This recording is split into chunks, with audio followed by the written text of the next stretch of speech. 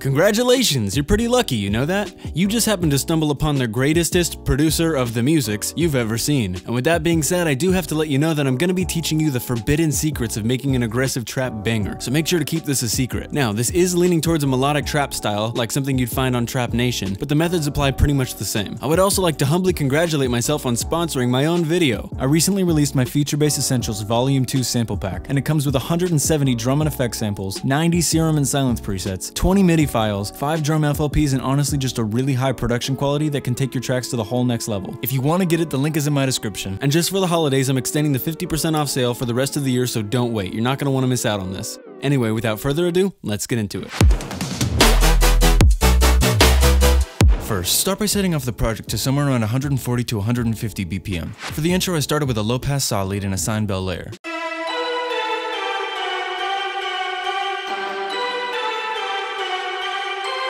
I also layered it with a Nexus bell using an H delay from Waves.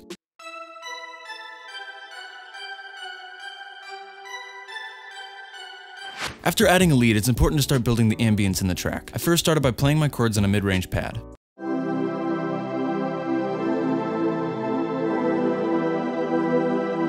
For the low end, I added a low-pass respace.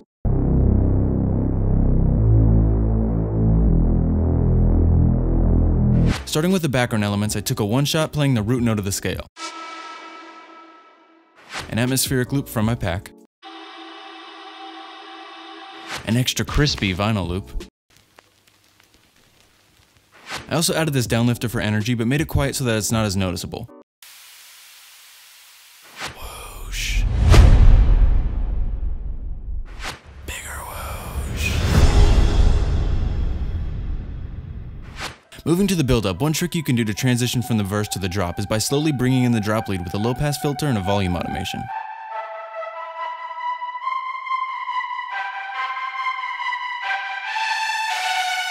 Also add a bunch of risers, kick drums, and trappy snares to get that EDM trap style build.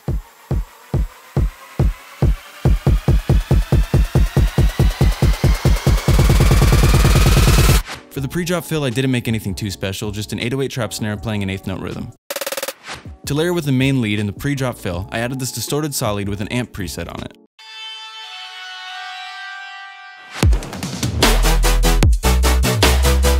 Starting with the drop, I added a punchy bass kick with a distorted transient, a high-pass stomp kick, and a mid-range kick with a transient that kinda sounds like a hi-hat.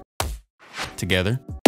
For the snare, I started with a simple 808 trap snare, a clappy snare with a longer tail, a heavier percussive snare with a tonal resonance to it, and finally a mid-range snare from my pack. To brighten up the drums, I took a limiter and copied the drum transients with a white noise layer. Doing just a simple half-note rhythm with some trap hi-hats really adds to the trap-style atmosphere for the drop.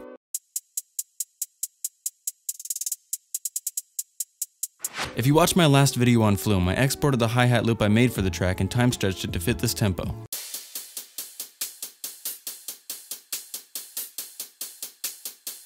To fill up the background space, I took a square lead, drenched it in reverb, and turned down the volume to keep it distant.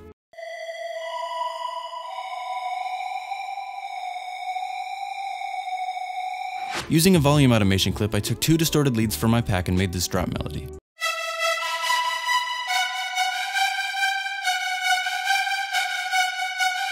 The first lead is the Killer Queen lead, and the second one is the Spag Atmosphere lead. To bring more emotion to the drop, I added a supersaw, cutting some of the highs and adding thirds to the chords.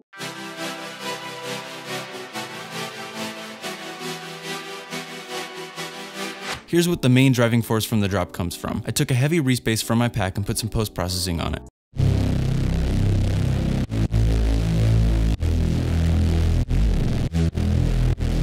For the first channel, I added an EQ boosting some of the lows, mids, and highs with bell curves respectively. Then I added an OTT with a low depth, and finally a wow filter on the A preset and on the band reject mode. Also, the bass preset I used from Serum was the Economic Realism preset from my pack. Don't forget the deep boy.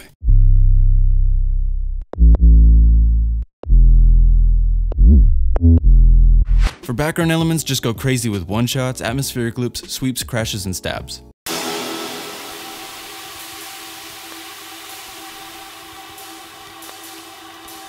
I also added this distorted tom fill from my pack.